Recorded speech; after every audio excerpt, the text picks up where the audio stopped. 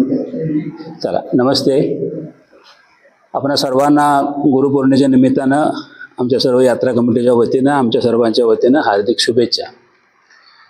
गेल्या आठवड्यामध्ये विटे शहरामध्ये जे काही धरण आंदोलन सुरू होते आणि त्याच्यामध्ये अनेक प्रकारचे वेगवेगळ्या प्रकारचे आरोप प्रत्यारोप झाले. त्यातल्या त्यात वैयक्तिक माझ्याबद्दल आणि यात्रा कमिटीबद्दल. तर त्या सर्वांना उत्तर म्हणण्यापेक्षा त्याचे वस्तुस्थिती जनतेसमोर यावी, जनतेला या सगळ्या प्रश्नाची पार्श्वभूमी माहीत असावी, अशासाठी आजची पत्रकार परिषद आहे. हे करत असताना आपल्याला हे विदित असेल की गुढीपाडव्याच्या दिवशी नाथाच्या देवळामध्ये या विषयामध्ये सखोलपणे मी माझी भूमिका मांडलेली होती. त्याला समर्पक अशा पद्धतीनं पार्श्वभूमी सांगितलेली होती. तरीसुद्धा पुन्हा तो विषय लोकांच्या पुढे घेऊन येणाऱ्या नगरपालिकेच्या निवडणुकीच्या दृष्टीनं लोकांच्या मनामध्ये वैयक्तिक मी आणि यात्रा कमिटी याबद्दल गैरसमज निर्माण करणे आणि वैयक्तिक चरित्र हनन करून एकंदरीत या नगरपरिषदेच्या निवडणुकीमध्ये पोळी भाजून घेण्याचा एकंदरीत त्यांचा उद्देश दिसतो. यासाठी लोकांचा गैरसमज होऊ नये, लोकांना वस्तुस्थिती माहीत असावी म्हणून आजची पत्रकार परिषद मी आपल्याला मुद्दाम या ठिकाणी बोलवलेली आहे. आपल्याला माहिती असलं पाहिजे की भैरवनाथ यात्रा कमिटी हे कमिटीचं प्रचलित नाव आहे. नाथाष्टमी उत्सव कमिटी हे रजिस्ट्रेशन नाव आहे. आणि 1999 साली पहिल्यांदा या नाथाष्टमी उत्सव कमिटीची स्कीम तयार करण्यात आली. त्याच्या अगोदर सर्व कारभार हा भैरवनाथ यात्रा कमिटी या नावानंच सुरू होता. वर्गणी गोळा करणं, यात्रा करणं वगैरे गोष्ट यात्रा कमिटी पार पाडत होती. दरम्यानच्या काळामध्ये यात्रा कमिटीचे अध्यक्ष या नात्यानं आणि गावाचं पालकत्व ज्यांच्याकडे होतं ते कैलासवासी हनुमंतराव पाटील यांना त्यावेळेला असं वाटत होतं की विटे शहराला हळूहळू शहराचं स्वरूप प्राप्त होतं आणि त्या दृष्टीनं उद्या एखाद्या जर बहुजन समाजासाठी आपल्याला एखादा हॉल किंवा मंगल कार्यालय उभा करता आलं तर अधिकच चांगलं होईल. हा त्यांच्या मनामधला विचार मूर्त स्वरूपामध्ये आणण्यासाठी 1982 सालच्या काही घटना तुम्हाला या ठिकाणी सांगणं मला गरजेचं वाटतं. आपल्याला माहिती असावं म्हणून मुद्दाम सांगतो की आता जे काय मंगल कार्यालयाबद्दल किंवा याबद्दल जो वाद सुरू झालेला आहे किंवा त्याच्याबद्दल काही गैरसमज पसरवले जातात, ही मूळ प्रॉपर्टी त्र्यंबकेश्वर देवस्थान व सीतारामचंद्र देवस्थान या देवस्थानची आहे. ते विट्यामध्ये गणपती मंदिराला लागून 2 देवळं आहेत. एक त्र्यंबकेश्वराचं देवस्थान आहे आणि एक सीतारामचंद्र. त्या देवाची ही मूळ प्रॉपर्टी. अर्थात ही ह्याच्या बाजूला लागून असणाऱ्या अनेक प्रॉपर्टी त्यांच्या इथं विटे शहरामध्ये होत्या. या सर्व प्रॉपर्टीमध्ये बिसुकर कुळ आणि या देवस्थानचे वहिवाटदार पिलाजी महादेव कुलकर्णी जे तांबेवाला राहिला होते, वारले त्याचा. आणि विटा शहरामध्ये कुळ कायद्याप्रमाणे 32 ग होत नाही. कुळाच्या आणि वहिवाटदाराच्या मध्येच त्याचं तडजोड करून त्याच्यावरती काय असेल ते मार्ग काढावा लागतो. आणि या उद्देशानं बिसुरकर आमच्या हनुमंतराव साहेबांच्याकडं आले आणि बाबा हे प्रॉपर्टी देवस्थानची आहे, पिलाजी महादेव कुलकर्णी त्याचे वहिवाटदार आहेत, ह्याच्यामध्ये आमचा समन्वय घडवून आणा आणि या सगळ्या विषयी आपल्याला आम्हाला ज्या प्रॉपर्टी सगळ्या कशा मिळतील अशा पद्धतीने काय आपण कारवाई करावी. त्या दृष्टीने मग माननीय हनुमंतराव साहेब यांनी चार्टी कमिशनर पुणे, त्यावेळेला पुण्याला ऑफिस होतं, पुण्याला संपर्क साधला. तर हे देवस्थानची प्रॉपर्टीची परवानगी घेतल्याशिवाय तुम्हाला तब्दिली करता येत नाही. मग पिलाजी महादेव कुलकर्णी आणि बिसुरकर दोघांच्यामध्ये तडजोड घडवली. दोघांनी मिळून तडजोड घातली आपल्या पुण्याला आणि पुण्याच्या चार्टी कमिशनरनी परवानगी दिली की हा तुम्ही व्यवहार करा आणि हेच वहिवाटदार म्हणून तुम्ही कुणाला जमीन द्या, त्यातनं जे काही पैसे त्या सरकारी बाजारभावाने जे काही पैसे असतील ते स्टेट बँकेमध्ये ठेवा. आणि त्या पद्धतीने यांची तडजोड झाली. स्टेट बँकेमध्ये पैसे ठेवले आणि सगळी प्रॉपर्टी त्यांची होती ती पिलाजी महादेव कुलकर्णींनी बिसुरकर यांना खरेदी दिली. बाळू तुकाराम बिसुरकर व त्यांचे कुटुंबीय.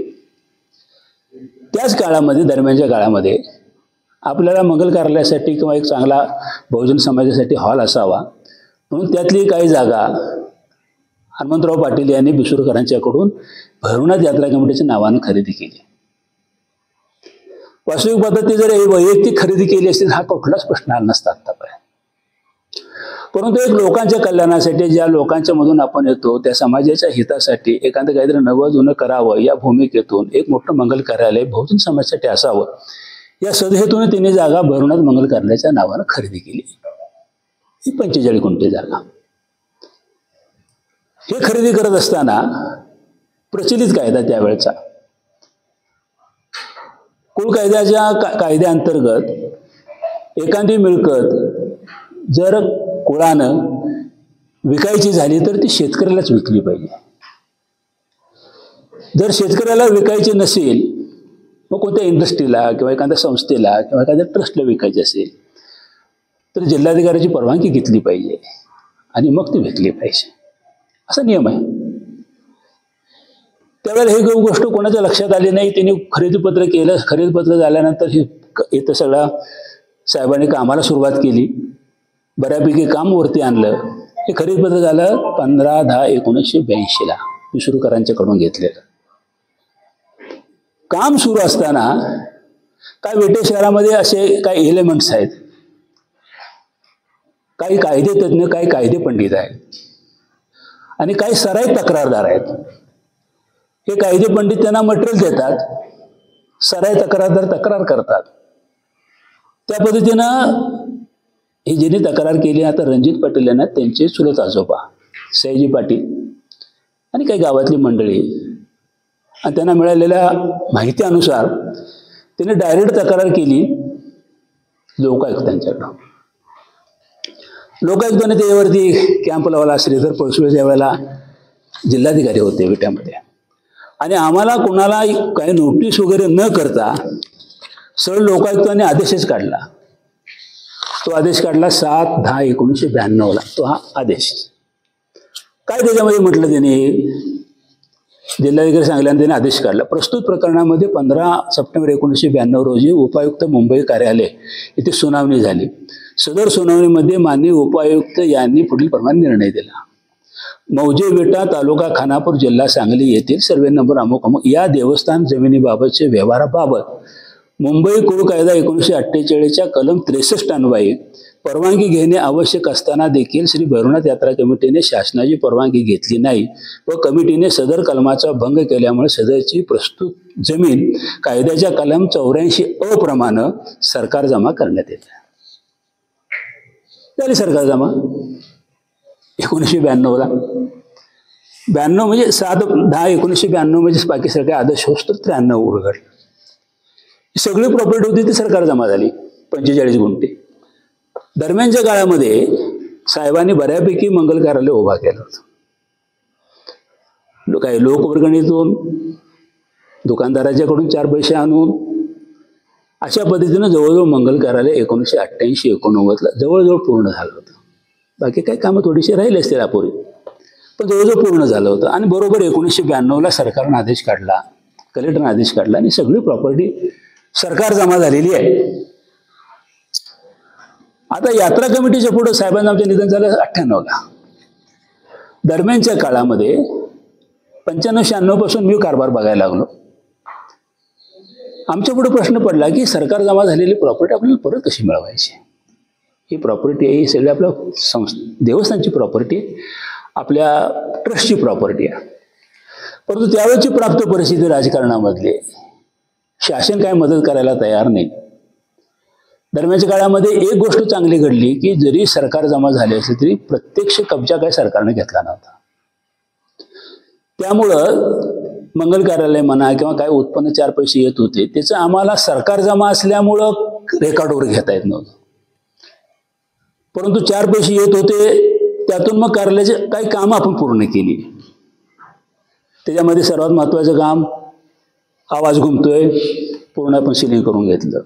पलीकडच्या बाजूला साधं जेवणाचं शेड होतं पत्र्याचं, सगळं काढलं आपण, सगळं ते RCC करून घेतलं. यात्रा कमिटी म्हणजे नाथाष्टमी उत्सव कमिटी आणि आपण मिळून आणि काही कामाला आपण न्याय देऊ शकलो. त्याच्यामध्ये बरोणा देवळाच्या बाजूला असलेली जागा आपण खरेदी केली. तिथं आपण ज्ञानेश्वरी मंदिर उभा केलं. खरसुणसिद्धाची प्रॉपर्टी तिथलं देवळ आपण उभा केलं. त्याचबरोबर रस्ता रुंदीकरणामध्ये मारुतीचं मंदिर बाधित होत होतं, ते आपण मागं सरकून घेतलं. दरम्यानच्या काळामध्ये 2004च्या अगोदरच आपण संपूर्ण भैरवनाथ देवस्थानचं जीर्णोद्धार केला. फरशी बदलणं, कौलं काढून पत्रा लावणं, आतलं म्हणजे थोडंसं हे होतं, गाभारा होता, त्या गाभाऱ्यातलं तो काढून तिथं आपण गोकाकूर्ण दगड आणून तो गाभारा उभा केला. मंदिर त्या ठिकाणी मूर्ती भंग पावलेली होती, ती आपण मूर्ती बदलली, मोठा कार्यक्रम केला, फरशी दगडी काम वगैरे सगळ्या गोष्टी करून मंदिराचा जीर्णोद्धार केला. हे नाथाष्टमी उत्सव कमिटी आणि काय भैरवनाथ कार्यालयामधून मिळणाऱ्या उत्पन्नातून आपण या सगळ्या गोष्टी पुऱ्या करून घेतल्या. सुदैवानं 2004ला मी आमदार झालो, तुमच्या सगळ्यांच्या विटेकरांच्या आणि सगळ्याच्याच कृपेमुळं, परमेश्वराच्या आशीर्वादाने. माझ्या डोक्यामध्ये होतं की कोणत्याही परिस्थितीमध्ये आपल्याला ही सरकार जमा झालेली प्रॉपर्टी आपल्याला आपल्याच ट्रस्टसाठी परत घ्यावी लागते. म्हणून आम्ही सरकारकडे मी प्रस्ताव दिला, ही सगळी प्रॉपर्टी आमच्या आम्हाला द्या. ही काय शासनाची प्रॉपर्टी नाही आहे, आम्ही खरेदी केलेली प्रॉपर्टी आहे. एक तांत्रिक चूक, परमिशन घ्यायला पाहिजे होती, ती घेतली नाही मना वादासाठी, म्हणून सरकार जमा झालेली आहे, आम्हाला ती परत द्या. त्यावेळेला असणाऱ्या सगळ्या अधिकाऱ्यांनी त्यावेळेला नियमावरती बोट ठेवलं आणि सरकार जमा झालेली प्रॉपर्टी तिचं वितरण कसं करता येतं ते आपल्याला त्यांनी परिपत्रक सांगितलं. ते परिपत्रक आपल्याला माहिती असलं पाहिजे. शासन निर्णय SRF 1092 प्रकरण क्रमांक 87 या तरतुदीप्रमाणे ज्या काही प्रॉपर्टी असतील त्याचं वितरण करायचं तर त्याचे काही नियम ठरलेले आहेत. एकदा जर प्रॉपर्टी सरकार जमा जर झाली तर सरकार जमा झालेली प्रॉपर्टी पुन्हा तर एखाद्या सार्वजनिक संस्थेला, एखाद्या शिक्षण संस्थेला, एका धर्मादाय संस्थेला ही द्यायचं असेल तर नियम वेगळे आहेत. आणि जर एखाद्या लोकांना द्यायची झाली असेल, एखादी सरकारची प्रॉपर्टी असेल तर बाजारभावाच्या 75% रक्कम भरून ती प्रॉपर्टी देत आहेत. आता आपल्याला सगळ्याला माहिती आहे, या परिसरामध्ये भले 2008-09ची घटना जरी असली तरी सुद्धा बाजारभाव किती होता, या 45 गुंठ्याची किंमत किती झाली असती. ती प्रॉपर्टी आपल्याला परत सरकारला त्या नियमाप्रमाणे घेत असताना जर आपण ते पैसे भरायचं म्हटलं तर आपल्याला ते शक्य होते का? हे कोणी पैसे भरायचे? म्हणून मी त्यावेळेला सुदैवानं विलासराव देशमुख मुख्यमंत्री होते, काही आपले संबंधित मंत्री एक मंत्रिमंडळामध्ये होते, त्या सगळ्यांना विनंती केली की हे बाबा आम्हाला शक्य नाही आहे, याच्याबद्दल काहीतरी आपल्याला मार्ग काढला पाहिजे. तुम्ही ही सगळी प्रॉपर्टी, ही सगळी ट्रस्टची प्रॉपर्टी आहे आणि यात्रा कमिटीची प्रॉपर्टी आहे, आम्हाला ती प्रॉपर्टी काही मार्ग काढा आणि आम्हाला परत द्या. सगळ्या अधिकाऱ्यांनी मग वस्तुस्थिती काय आहे ती आमच्या समोर येऊ द्या म्हणून सांगितलं. मग कलेक्टरला पत्र लिहिली, कलेक्टरने इथली येऊन तपासणी केली, बघितलं. कलेक्टरने बघितल्यानंतर मग कलेक्टरने अहवाल पाठवला. अहवाल काय काय दिला कलेक्टरने त्यावेळेला की आता इथं मूकबधीर शाळा भरत होती, आपल्यालाही सगळ्याला माहिती आहे. मूकबधीर शाळा 1992ला इथं सुरुवात झाली भरायला आणि 2009ला लकडे डॉक्टरांनी 1 एकर जागा दिली, तिथं इमारत बांधली. ही जागा अपुरी पडायला लागली. मुलांचं 40 मुलांचं वसतिगृह, 40 मुलांची वर्ग खोल्या, ह्या सगळ्या अपुऱ्या, क्रीडांगण नाही, वरच्या मजल्यावर चढून जायला लागायचं. आणि मग आम्ही ही सृजन मंडळाची मूकबधीर शाळा, ही काय आपल्या ट्रस्टची नाही, परंतु सृजन मंडळाची शाळा, मूकबधिरांची शाळा आपण धर्मादायी आपल्याच्या इमारतीमध्ये भरवतोय. विना मोबदला 92 पासून 2008 सालापर्यंत भरत होती. ही वस्तुस्थिती त्यावेळेला कलेक्टरने नमूद केली. पलीकडच्या बाजूला ही 20 गुंठ 21 गुंठे जागा, पलीकडच्या बाजूला मंगल कार्यालय. मंगल कार्यालय लोकवर्गणीतून उभा केला आपण. त्याचा वापर नाममात्र किमतीनं आपण, नाममात्र शुल्क आपण वेगवेगळ्या आपण समारंभाला, लग्नाला वगैरे आपण उपलब्ध करून देतो. तर बहुजन समाजासाठी बांधलेले कार्यालय. त्यामुळं हे यात्रेच्या निमित्तानं आलेले लोक राहावेत. आलेले लोक याचा अर्थ मग आमचे ते दारूवाले म्हणा किंवा इतर काही लोक असतील ते येऊन राहायचे करायचे वगैरे. ते भक्त निवास कम एक सभागृह आणि ते सामाजिक सभागृह कमी शुल्क आकारून वापरण्यात येणारं सभागृह असा अहवाल कलेक्टरनी दिला.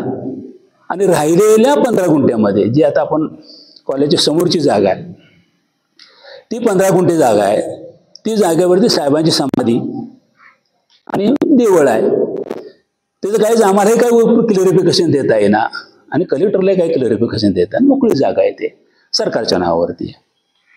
ते जे आरोप करतात की कॉलेज त्या जागेवर बांधलं, कॉलेज नाही, ती महाराष्ट्र सरकारच्या नावावर आहे. महाराष्ट्र सरकार त्याचं मालक आहे. आता हे सगळं पैसे आपल्याला भरायला लागणार, पैसे शक्य नाही म्हणून आपण त्याचे वेगवेगळे भाग केले. सरकारच्या नियमामध्ये बसवलं की मूकबधिर शाळा म्हणजे शैक्षणिक कामासाठी वापरता म्हणून ती प्रॉपर्टी सगळी आपण महसूलमुक्त आणि मूल्यविरहित द्यावी. मूल्यविरहित, काही ना पैसे नाही घेता द्यावी. पहिला 20-21 गुंठ्याचा विषय, पलीकडचा 9 गुंठ्याचा विषय आला.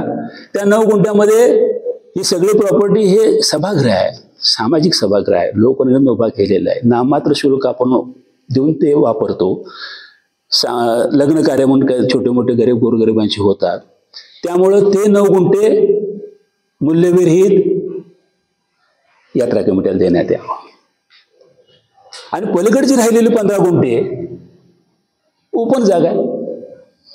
ते काय कशासाठी वापरताय काय त्याचा वापरच नव्हता. मग आम्ही काय म्हटलं, ही जागा आम्हाला देत असताना आम्हाला मग भाड्यानं द्या. आम्ही कॉलेज आमचं माग आहे, कॉलेजची 32 गुंठे हे आमचं क्षेत्र वेगळंच आहे. कॉलेज तिथंच आहे आमचं, समाधी आहे, देवळ आहे. ती जागा आम्हाला महाराष्ट्र सरकारची आम्हाला भाडेपट्ट्यानं द्या. आणि मग लोकनेते हनुमंतराव पाटील चॅरिटेबल ट्रस्टला 30 वर्षानं 23,000 रुपये वार्षिक भाड्यानं ती जागा आपल्या लोकनेते हनुमंतराव पाटील चॅरिटेबल ट्रस्टला दिली. ही मूल्यविरहित 21 गुंठ, 9 गुंठ मूल्यविरहित आणि 15 गुंठे महाराष्ट्र सरकार अजूनही त्याच्यावर नाव आहे, महाराष्ट्र सरकारची जागा. परंतु आपल्या ही शिक्षण संस्था असल्यामुळे शिक्षण संस्थेला 30 वर्षे भाडेपट्ट्यानं 23,000 रुपये वार्षिक भाडं. या पद्धतीने हे आपल्याला 2008ला ही मिळकत सगळी आपल्याकडे मिळाली.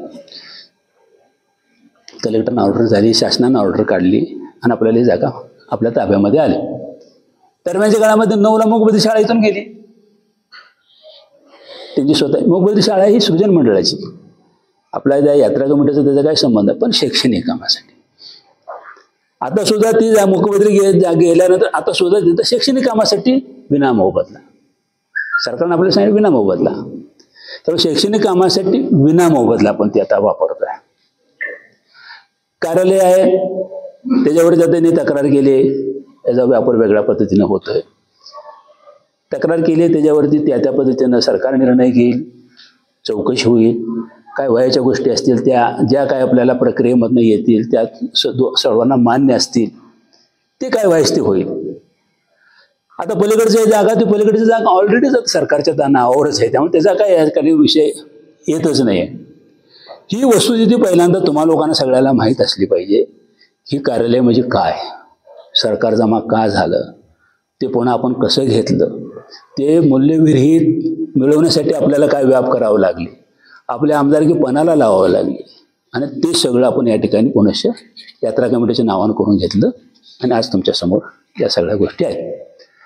दरम्यानच्या काळामध्ये गेल्या 1-1.5 वर्षापूर्वी काय मंडळीने आपल्या यात्रा कमिटीच्या संदर्भामध्ये काय स्टेटमेंट करून आम्हाला ते विचारात घेत नाहीत, अमुक करत नाहीत, तमुक करत नाहीत म्हणून आम्हाला वेगळी यात्रा भरवायची आहे वगैरे अशा काही गोष्टी घडायला लागल्या. त्याची आपल्याला माहिती असली पाहिजे की भैरवनाथ देवाची यात्रा भरवणं हे एकमेव या नाथाष्टमी उत्सव कमिटीचं उद्देशामध्ये 1 नंबरला. तर तिथलं असणारे सगळे धार्मिक कामं, अष्टमी भरवणं, त्याच्या सगळं नियोजन करणं, या सगळ्या गोष्टी या नाथाष्टमी उत्सव कमिटीच्या अखत्यारीत येतात. त्याच्यामध्ये जर गावामध्ये आणि कुणाला जर काही करायचं असलं, त्या यात्रेमध्ये सहभागी व्हायचं असलं, तर आम्ही कुणाला ना केलंच नाही. यात्रा आहे गावची, आपण ती यात्रा भरवतोय, त्याच्यामध्ये एखादा उपक्रम जर तुम्हाला करायचा असला, आपल्याला काय असं हरकत असेच कारण नाही. आता अनिल मग बाबा तर 4000 लाडू वाटतात यात्रेमध्ये प्रसाद म्हणून, तर काही कोणी करू शकतो देवासाठी. आणि कोणी खीर वाटली, काय हे असंच काही कारण बी नाही आपल्याला. किंवा आणि एखादे काही उपक्रम कोणी केले. फक्त धार्मिक कार्यक्रम आणि यात्रा हे मात्र नाथाष्टमी उत्सव कमिटीचं अधिकार आहे. त्या पद्धतीनं आपण आता पण पार पाडत आहोत. पण या सगळ्या गोष्टीला मागच्या वर्षी वेगळंच वळण देण्यात आलं. नवीन यात्रा कमिटी, नाथबाबा यात्रा कमिटी, मग त्याने वर्गणी गोळा करायची, आम्ही कार्यक्रम घेणार, अमुक करणार, तमुक करणार. त्याला काय आपल्या इथल्या काय मंडळीने त्याला खतपाणी घातलं. आणि गरज नसताना या गावामध्ये तणावपूर्ण वातावरण. काय गरज नाही, तणावपूर्ण, उगीच तणावपूर्ण वातावरण. ह्याला मग आम्ही ज्यावेळेला याच्याकडे बघतो, ह्याच्या मागं कोण कोण आहे असं ज्यावेळेला विषय येतो, तर फक्त हे सगळं राजकारण आहे. त्यातल्या त्यात या विधानसभेची निवडणूक मागच्या वर्षीची आणि या वर्षीची नगरपालिकेची निवडणूक हे डोळ्यासमोर टार्गेट ठेवून मी पार्टी प्रमुख या नात्यानं मला कसं बदनाम करता येईल हा एकमेव डोळ्यापुढे उद्देश ठेवून या सगळ्या गोष्टी होतात का काय, विचार करण्यासारखी बाब आहे. आता त्यांच्या म्हणण्याप्रमाणे याचा आता गैरवापर सुरू झालाय. कार्यालयाचा भाड्यानं दिले, अमुक केले, तमुक केले, त्यांचं म्हणणं. आता या यात्रेमध्ये जी वर्गणी गोळा करतो आपण, त्याची यात्रा भरवतो. यात्रा स्तोत्र आहे, काही नसतो. दरवर्षी नाता जेवढ्यामध्ये आपण हिशोब काय देतो, त्यावेळी पैसे जमले ही वर्गणी केली, त्याचे हे खर्च. आता आपल्या पुढे प्रश्न, आता ही इमारत 1988 किती झाली, 37-38 वर्ष झाली. खिडकी मोडते, कुठनं पाणी आत येते, कुठनं स्लॅब गळतोय, कुठं पंखा मोडला, कुठं वायरिंग दुरुस्त करायचं आहे, टॉयलेट बाद झाले, काय कुठून पैसे आणणार, कोण करणार आहे. एक स्रोत निर्माण करण्याच्या दृष्टीनं उत्पन्नाचा आपण या गोष्टी करतोय. आणि त्याचे सगळे पैसे दर 1 तारखेला यात्रा कमिटीच्या पावती फिक्स्ड डिपॉझिटमध्ये आपण ठेवतो. परस्पर त्या ठिकाणी व्यवस्था केलेली. त्यामुळं कोणाकडे जातात पैसे, कोण घेते, कोण ह्याचा मालक आहे, सगळ्याचे हिशेब क्लिअर आहे. बरं, चार्डी कमिशनरच्या ॲक्टप्रमाणे 11 महिन्यानं आपल्याला ही प्रॉपर्टी देता येते, 11 महिन्यासाठी. त्याचा आधार घेऊन आपण केलेली आहे. उद्देशाच्या पेक्षा वेगळं काय असेल त्याच्यावरती तुम्ही तक्रार केली ना, होईल ना चौकशी त्याची. त्याच्यासाठी उपोषणाला बसायचं काही कारण नाही, त्याच्यासाठी आंदोलन करायचं काही कारण नाही, गाव पेटवायचं काही कारण नाही. आणि याच्यामध्ये असणारे हे सगळं सैन्य बघितलं तर सरळ विरोध पार्टीचे लोक आहेत. आमच्या विरोध पार्टीचे लोक, म्हणजे ह्याला गावाचं हित बघायचं आहे का या ठिकाणी राजकारण करून या निमित्तानं गावामध्ये अशांतता निर्माण करायची, हा महत्वाचा विषय. एक विषय त्यांचा त्या 4 गुंठे जागेबाबतचा एक येतो. अर्थात ती 4 गुंठे जागा आपल्याला लाटकरांनी साहेबांना, हनुमंतराव साहेबांना दिली का, तर दिली. बक्षीसपत्र तालमीसाठी दिले होते. विषय तिथं असा होता की तालीम केली, पण त्या तालमीचा कधीही कुणीही विट्याच्या लोकांनी उपयोग केला नाही. मुळातच 5-5 महिने त्या तालमीतलं पाणी हलत नाही. तालीम खाली हौदामध्ये 4-4, 5-5 महिने त्या ठिकाणी पाणी साठून राहायचं. तालमीचा काही उपयोग नव्हता. उलट आम्ही आमच्या मंडळाच्या वतीनं क्रीडा संकुलाच्या इथं उत्कृष्ट तालीम उभा केली. आज 25-30 पैलवान तिथं राहते आहेत, वस्ताद आहेत. तिथं मॅटची आणि तालमीची, काळ्या लाल मातीची दोन्ही व्यवस्थापन त्या ठिकाणी केलेली आहे. तुम्ही अनेक पत्रकार तुम्ही जाता यात्रा कमिटी, कधी तिथं म्हणतात का नाही लोक, आदर्श कुस्ती केंद्राचा पट्टा आहे विट्याचा. काय वाटतं ना तुम्हाला, अभिमान काहीतरी थोडासा आपला विट्याचा आहे म्हणल्यानंतर. ती व्यवस्था केली आपण. दरम्यानच्या काळामध्ये आमच्या सगळ्या लोकांचा विषय असा होता की दरवर्षी आपण यात्रा गोळा करतो, यापेक्षा जर का एखादा फंड आपल्याला गोळा करता आला तर करता येईल का. त्याच्यावर विचार करून या प्रॉपर्टीज आपल्याला काय उपयोग नसेल. मुळात प्रॉपर्टी 4 गुंठे आहे, पण अतिक्रमणात ते तर 2.5 गुंठेच आहे. त्याचं आपण त्यांना संदीपला आपण त्यावेळेला संदीप पाटलांना खरेदीपत्र करून दिलं. आता त्यावेळेला 1-2 महिना 1.5 महिन्यात आमच्या गोष्ट लक्षात आली की ही प्रॉपर्टी PTRला नोंद आहे आणि PTRला नोंद असेल तर ते चुकीचं आहे आपण देणं. म्हणून आम्ही संदीप पाटलाला सांगितलं की चूक आहे आमच्या बाबा, हे काय बरोबर नाही आणि याच्यामध्ये आपण यात्रा नाथाष्टमी उत्सव कमिटीची PTRला नोंद असल्यामुळं आपल्याला प्रॉपर्टी परत आणली. मग त्यांनी त्यांच्याकडून हो म्हणला घ्या तुम्ही परत. पण आता दरम्यानच्या काळामध्ये त्यानं परवानगी घेऊन इमारत घर बांधलेलं. ठीक आहे, त्याच्यावरती काय आपण चार्डी कमिशनची परवानगी घेऊ, पुन्हा त्याच्यावरती तुम्हाला रेस्ट्रिक्शन परिणामानं तुम्हाला देतं रेग्युलर करून घेऊ वगैरे, पण आता आपल्याला ते नाही. परत ती यात्रा कमिटीच्या नावानं पुन्हा परत खरेदीपत्र केलं. आता त्यावेळेचं सुरुवातीचं लाईट बिल होतं तिथं तालमीत होतं, तेच कनेक्शन त्यानं वापरलं. त्यामुळे ते भरवण्यात यात्रा कमिटीच्या नावानं लाईट बिल आहे, पण भरतो तो ना, आम्ही काय त्यामध्ये करत नाही. आता त्याच्यावरती पिटिशन चालू झालंय. तुम्ही बी ती तक्रार केली चार्डी कमिशनरकडं, ह्या बी बाबतीमध्ये तक्रार केल्या चार्डी कमिशनरकडं. चार्डी कमिशनरकडं त्याने माझ्या माहितीप्रमाणे 7/4/2025 अर्ज दाखल केला. 7/4/2025. आता 15/4/2025 पहिली तारीख पडली. कालच तिची तारीख होती. आता 30 तारीख पडली. चालले ना, चौकशी चालू आहे, होईल चौकशी. चार्डी कमिशनर हे काही तुमच्या आमच्या घरातलं हे नाही आहे, हे घटनात्मक पद आहे. ते पब्लिक चॅरिटेबल ट्रस्टच्या ॲक्टच्या खाली निर्माण झालेलं पद आहे. ते त्यांच्या पद्धतीने नोटिसा काढतायत, महिना ऐकून घेत आहेत त्यांचं आमचं, त्याच्यावरती काहीतरी निर्णय होईल. एवढी काही घाई आहे तुम्हाला? असं काय झालंय? हे जे झालं पाहिजे लवकर चौकशी झाली पाहिजे, असं काय झालंय तर होईल ना. ते काय निर्णय देतील चार्डी कमिशनर, तो तुम्हालाही मान्य असला पाहिजे, आम्हालाही मान्य असला पाहिजे. त्याच्यावरती काय असेल ते सगळ्यांनी मान्यच करून पुढे जावं लागेल ना.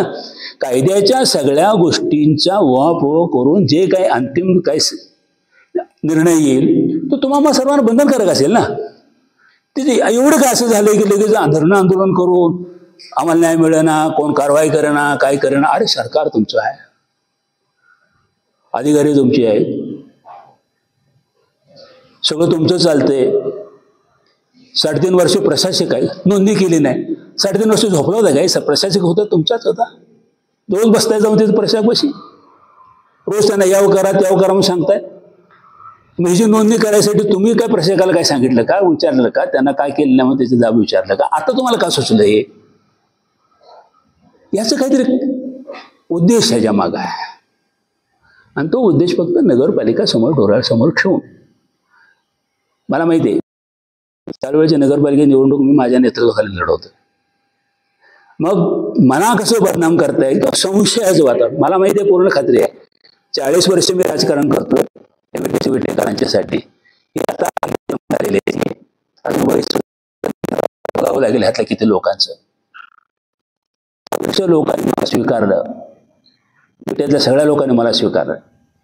मी माझं चारित्र्य, मी करत असलेलं काम केलं, संस्थात्मक केलेलं काम, विटेसाठी पालकत्व स्वीकारून मी केलेलं योगदान, या सगळ्या गोष्टी विटेकरांना माहीत आहे. त्यामुळे या असल्या गोष्टीला मी काय भीक घालेन असं नाही आहे. परंतु असं कदाचित होऊ शकतं की मी जर गप राहिलो तर माझ्याबरोबरची असणारी 4 माणसं सुद्धा आणि विरोधक तरी त्यांना तेच पाहिजे, संशयाचं भूत निर्माण करू शकतात. ते होऊ नये, पायबंद घालता आला पाहिजे. गावामध्ये अनेक संस्थांच्या मध्ये तुम्ही बघितलं असेल, पत्रकार महोदय, या निमित्ताने एक संशयाचं कल्लोळ आणि सर्वत्र अशांतता निर्माण झाली. अनेक संस्थांच्या या शहरामधल्या थांबलं पाहिजे. गाव शांतपणे गुण्यागोविंदाने चाललं पाहिजे. आम्ही आत्ता मागे बी सांगितलं ना, आता बी सांगितलं, ह्या देवाच्या नावा पैशाला मी कधी हात लावत नाही. भ्रष्टाचार हा विषय बाजूला 100% हे आम्ही कोणी देवाच्या पैशाला हात लावत नाही. मी तर अजिबात हात लावत नाही कधी. परमेश्वरानं कृपानं सगळं चांगलं आहे माझं, अगदी मुलाबाळा सगळे चांगले आहेत. आणि देवाच्या पैशात मला काय करायचं आहे? फक्त कुठेतरी हे संस्था चांगल्या पद्धतीने चालाव्यात, व्यवस्थित राहाव्यात. हे थोडंसं काय मेंटेनन्स आपल्याला करावं लागेल. आणि काही गोष्टी बाबी अशा आहेत की त्याच्यामध्ये अर्थकारण उभा करावं लागेल. उद्या आपल्याला काय कॉर्पोरेट फंड उभा करायचा आहे की ज्या निमित्तानं आता हे सगळे आम्ही मंडळी वर्गणी गोळा करतो. आता हे शहर मोठं व्हायला लागले. 3-3 आठवडं आता जवळजवळ 16-17 दिवस लागतात वर्गणी पूर्ण करायला. उद्या जसं शहर मोठं होईल तसं आणखी पुन्हा दिवस वाढणार आहे. मग हे 15 आणि 20 दिवस कोण कोणाच्यासाठी करते? आता माणसाला वेळ नाही आहे. अशामध्ये जर एखादा कॉर्पोरेट फंड आपल्याला निर्माण करता आला तर तो करावा. त्याच्या व्याजातून धार्मिक कार्य करावेत. यात्रा कमिटी त्याच्यातनं चालवावी. आणि उद्या पुढं मागं काय ज्याला वाटेल त्यानंतर भाग घ्यावा त्या संस्थेमध्ये, आपल्या यात्रेमध्ये. आणि आपापल्या पद्धतीने काय एखादा उपक्रम राबवत असेल तर राबवावे. आता आपल्या माहितीसाठी सांगतो की आता आमच्या या सगळ्या उत्पन्नाच्या स्त्रोतातून जवळजवळ 38 लाख रुपये आम्ही आता नाथाष्टमी उत्सव कमिटीच्या नावावर एफड्या करून ठेवलेल्या आहेत. आमचा उद्देश आहे की 1 कोटीपर्यंत जायचं. यात्रेतनं काय बचत करून, काही अशा पद्धतीने काय उत्पन्नाचे स्त्रोत निर्माण करून अशा पद्धतीने आपण आणि त्याचं 8-10 लाख रुपये व्याज आपल्याला आलं की आपल्याला यात्रा कमिटीच्या बऱ्यापैकी कामाला न्याय देता येतो. बाकी जनतेनं वैयक्तिकरित्या यात्रेचे महत्त्व वाढवावं, त्याच्यामध्ये सहभागी घ्यावं. हा सगळं उद्देश या निमित्तानं आहे. तर